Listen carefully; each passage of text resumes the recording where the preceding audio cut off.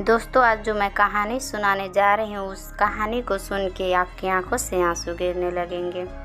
एक बूढ़ी माँ की दर्द भरी कहानी।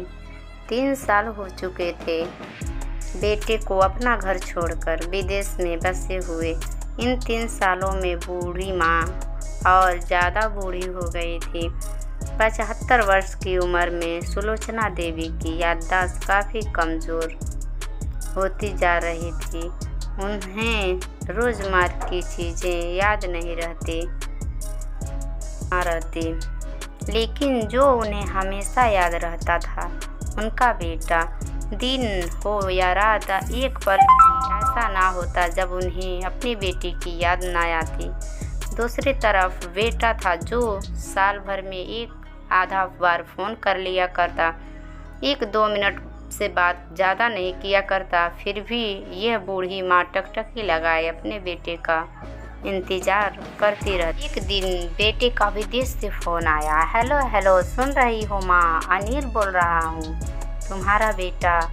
कैसी हो माँ? मैं ठीक हूँ बेटा।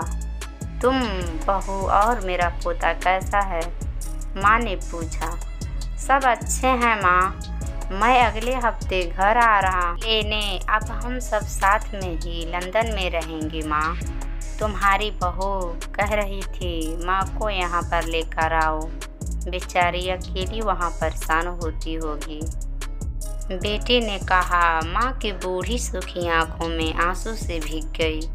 उसके कमज़ोर शरीर के नस नस में खून की लहर दौड़ने लगी। बेटे और बहू का अपने प्रति प्यार देखकर माँ का मन खुशी से भर आया। बेटे ने आगे कहा, माँ तैयार रहना माँ, मुझे ज़्यादा दिन की छुट्टियाँ नहीं है। जिससे जितने पैसे लेने हैं लेकर रख लेना, तब तक मैं प्रॉपर्टी डीलर से बात कर लेता हूँ। घर के लिए? माँ ने पूछा। हाँ माँ, गांव का घर हमें बेच देना पड़ेगा। अब हम सब साथ में ही रहने वाले हैं, तो वहाँ पर घर रखने का कोई मतलब नहीं है माँ, बेटे ने कहा। बुढ़ापे की वजह से ठीक से चलने की आशंका ना माँ में पूरी मोहल्ले में घूम घूम कर अपनी इसी खुशखबरी को सबको सुनाया। सभी को खुशी हुई। सबको लगा माँ जी के आखिरी दिन में अपने परिवार के साथ खुशी से बीत जाएंगे। घर वापस आकर माँ ने अपने घर को कोने कोने को ऐसे देखा जैसे वो है अपने दूसरे बेटे को देख रही हो। देखे भी क्यों ना, उस घर को अपने बेटे के कम थोड़ी समझा था। अपने पति के साथ 40 साल यहीं तो बिताए थे, लेकिन अब मजबूरी थी। बुढ़ापे के आखिरी साल बेटे और बहू के साथ बिताना चाहती थी। पत्थर रख कर घर बेचने के लिए माँ तैयार हो गई। आनंद फानन में बेटे ने घर को आधे दामों पर बेच दिया।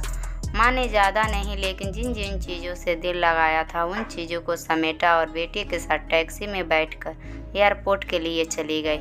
एयरपोर्ट पर आकर बेटे ने माँ से कहा, माँ तुम यहाँ बेंच पर बैठो, मैं सामान और उसकी जांच करा कर आता हूँ। वहाँ वक्त लगता है और खड़ा रहना पड़ता है।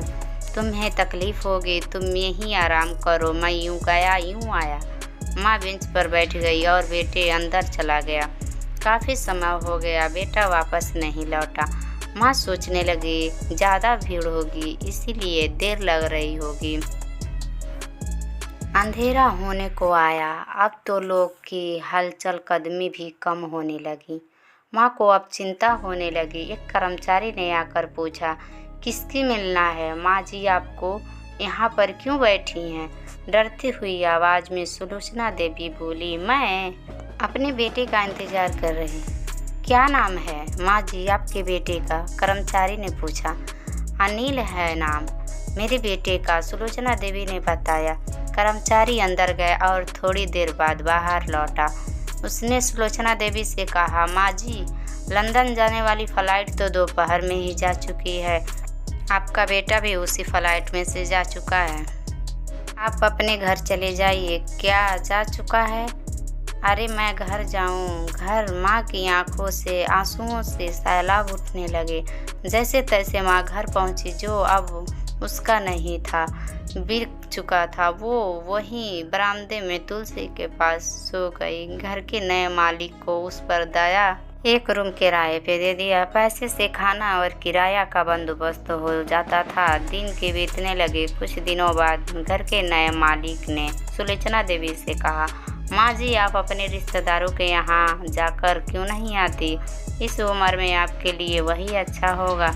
अच्छा तो होगा, लेकिन अगर मेरा बेटा वापस आया तो उसका देखभाल करने बिल्कुल नहीं आता। मैं कहीं नहीं जाऊंगी, क्या पता कब से मेरी ज़रूरत पड़ जाए। माँ ने कहा, दोस्तों सच बता रहा हूँ, माँ की ऐसी बातें सुनकर मेरी आंखों से आंसू आ गए। किसी ने सच ही कहा है, पुत कपूत हो सकता है, लेकिन माँ कभी कुमाता नहीं हो सकती। दोस्तों, मेरी वीडियो अच्छी लगी हो तो सब्सक्राइब ज़रूर करें।